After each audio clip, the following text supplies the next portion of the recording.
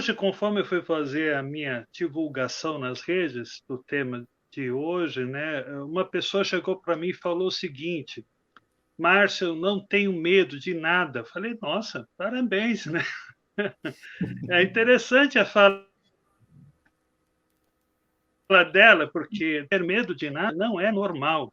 Todo ser humano tem medo de alguma coisa. Se você for atravessar uma avenida, por exemplo, muito movimentada, você vai ter medo de ser atropelado.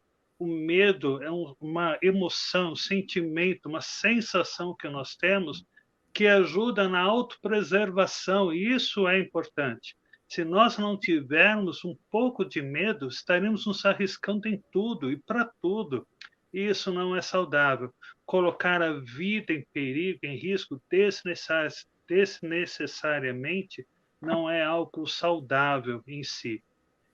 Porém, por outro lado, ter um medo que paralisa, que te impede muitas vezes você realizar planos, que te faz ter movimentos sempre para se distrair, para fugir dos seus problemas, ter uma dificuldade para tomada de decisões, ter uma dificuldade, né, de se sentir inteiro na sua construção de vida, sempre adiando decisões, sempre postergando situações que precisam ter uma solução, isso também é sinal de medo.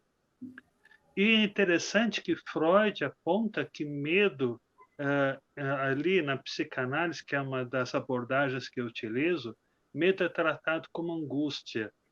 Muitas vezes as pessoas não conseguem identificar o medo nessas situações, mas com certeza elas se identificam a angústia. A angústia é aquele sentimento desconfortável que sentem dentro de si. Muitas vezes levantam uma sensação de vazio, de choro, de ansiedade, e isso é muito comum nos dias de hoje. As pessoas que precisam muitas vezes ir para um ambiente, para um trabalho ou para um estudo, e tem ali um desconforto muito grande de encontrar alguém que não gostaria, de ter que lidar com uma situação que não gostaria, isso também é medo. Claro, utilizando de novo o termo freudiano, isso também pode ser angústia. Angústia e medo, elas são muito presentes nos dias de hoje. Afinal de contas, vivemos uma sociedade muito agitada, onde as pessoas não param para refletir e pensar na construção de vida e funcionam de forma automática. Esse funcionamento faz com que muitas vezes nós sejamos reféns daquilo que nos paralisa, da nossa história de vida, que muitas vezes é recheada de traumas, de experiências negativas e até das nossas fobias, né? Teve um determinado tempo que eu atendi pacientes que tinham medo de pegar o elevador. Esse medo, essa fobia, é algo paralisante, porque ela tinha que subir e descer muitas vezes prédios de 9, 10 andares para participar de algumas atividades de escada, subir e descer, porque ela tinha medo de lugares fechados. Quando a gente pensa nessa questão de um medo que nos paralisa, um medo que nos faz perder a qualidade de vida, esse é um medo disfuncional, é um medo que nos impede de conquistarmos, realizarmos não só o nosso potencial de vida, mas também aquilo que Deus planejou para nós. Então, viver preso nesse medo, ou até utilizando novamente o termo freudiano, nessa angústia, não vale a pena, porque você perde essa qualidade, essa, essa possibilidade de ter uma vida saudável. Também, por outro lado, hoje eu atendi uma pessoa que disse o seguinte: olha, doutor, eu tive uma angústia muito grande hoje, eu chorei muito, eu tive muita dificuldade por causa que minha construção de vida não está sendo da forma como eu gostaria. Essa sensação de crise existencial foi muito, no caso dessa pessoa que eu atendi, foi muito no sentido do tempo que ela investiu na vida em uma determinada situação. E quando a gente percebe que o tempo vai passando, vem o medo da finitude, vem o medo da perda, da morte, e muitas vezes a morte não significa apenas morte física, pode ser uma morte relacional, pode ser uma morte financeira, pode ser uma morte de planos e sonhos. Isso traz angústia para quem não consegue distinguir como medo, né? Angústia e medo, para a abordagem freudiana, é a mesma coisa. Então, são coisas que a gente precisa tratar. Nós precisamos trabalhar isso, visto que estamos sujeitos às experiências negativas que o mundo nos oferece cotidianamente. Muitas vezes experiências que nós não construímos, mas somos colocados dentro delas.